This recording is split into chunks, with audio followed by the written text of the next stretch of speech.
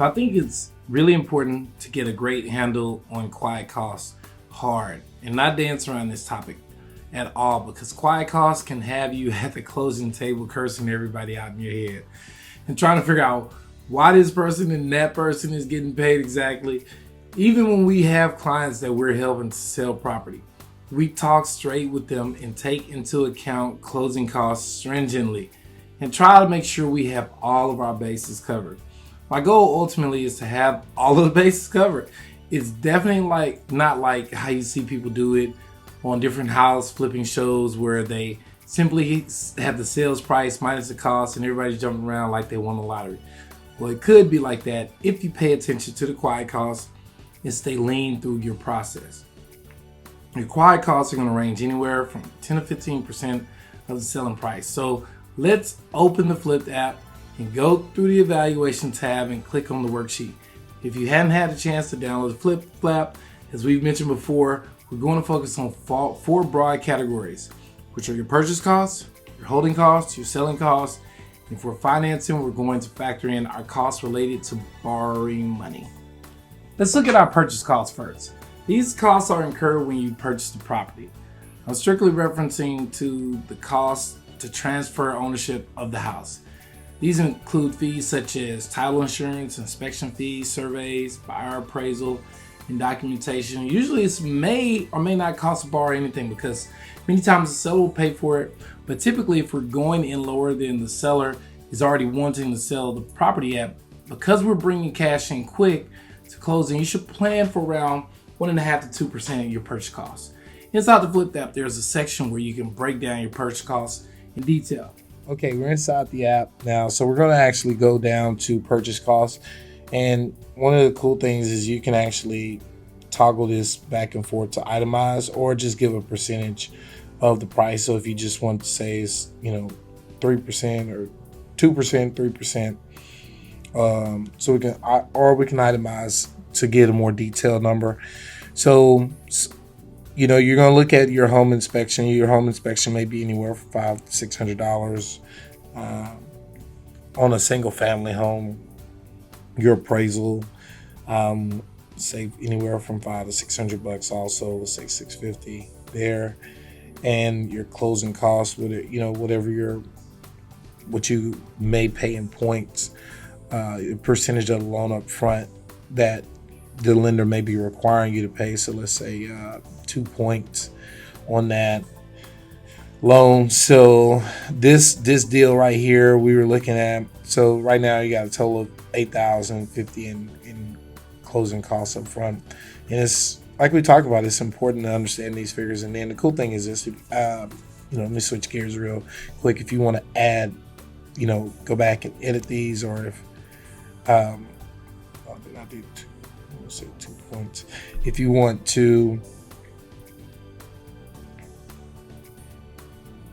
to add an additional fee up here, you can, you name it, the amount, or if it's a dollar amount up front, if it's a set amount, what's the percent, or if you want to toggle this over to a percentage of the loan, if you want to pay it up front, or are we going to wrap this percentage into the loan?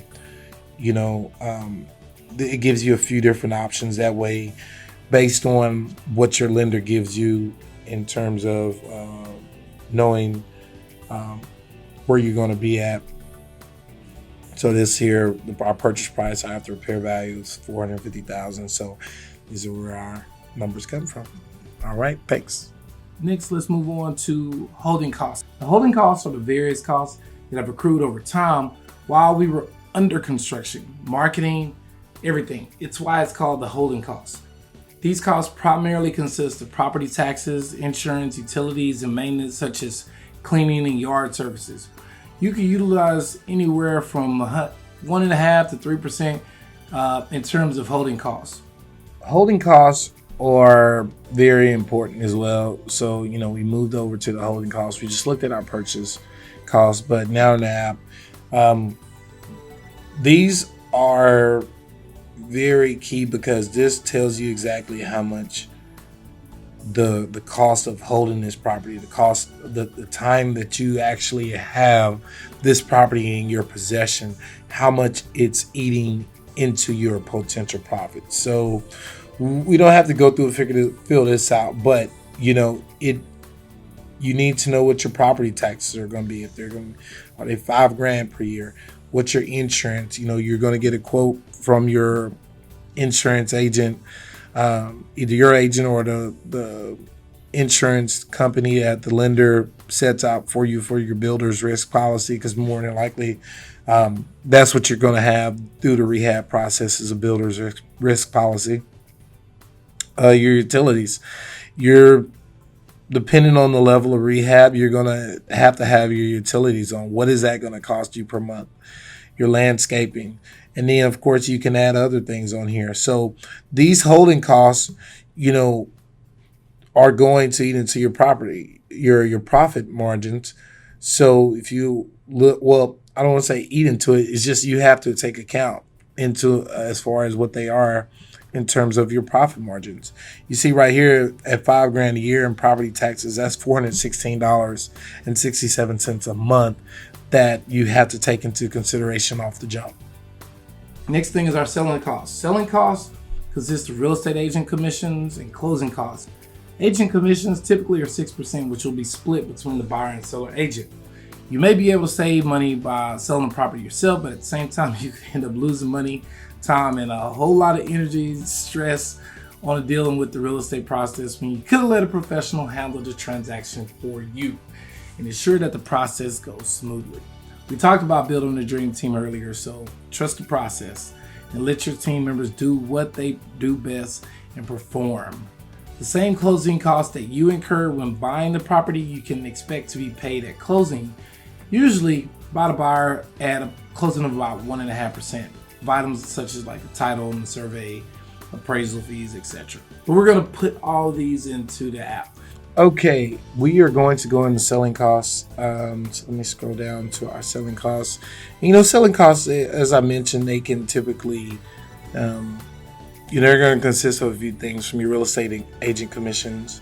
You have a home warranty. So we put a few things in here that are givens. Like I said, you can add new selling costs that you may incur.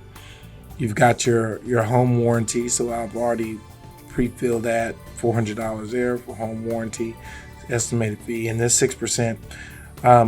This total of $28,500. This is based on a project that we were doing, that we already did. Actually, we purchased a lot for $40,000, and the after repair value was $450,000. So it was 2 townhomes. So I actually ran a new construction project scenario in here and just based it all. You know, my rehab cost $365. That was the cost of construction for 2 townhomes we did.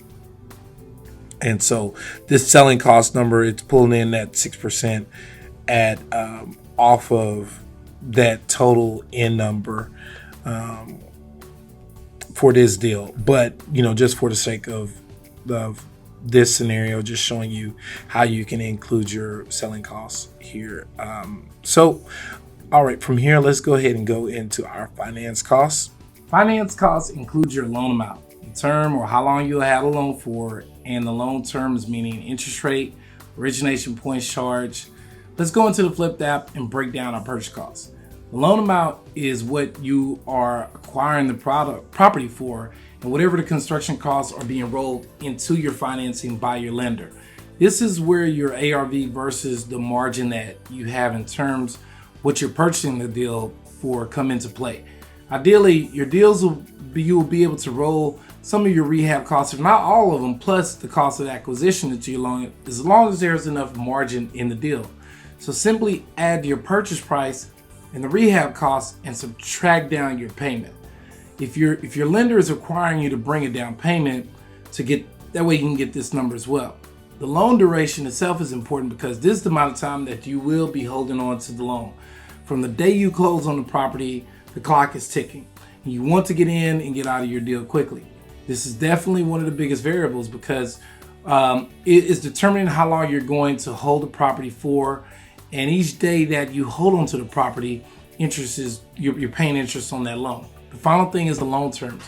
What is it costing you to borrow the money?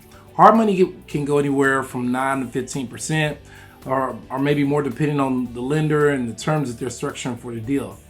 Utilize the Flip app to identify how these finance costs will play out and what they'll mean for you in terms of building your business. One thing that I think is very important in terms of working with a lender is that when you find a good private money lender, or you're on the same page with each other in terms of goals, it makes all the difference.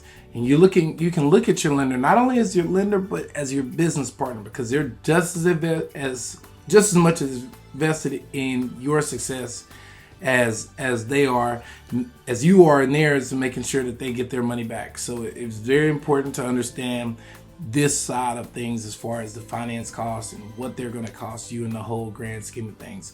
This because it's going to either make or break your deal. All right, well, that wraps up this module. Next thing we're going to go into is really going into calculating our profit and making sure that we can understand what is the maximum allowable offer. So I hope you got a good whole handle on the costs associated, our purchase costs, our holding costs, our selling costs, and what our finance costs are and where they fall into the deal. And I hope you enjoyed it. Remember, this is Will Garner, your Platinum Pro Coach with Flip University. And remember, you're one flip away.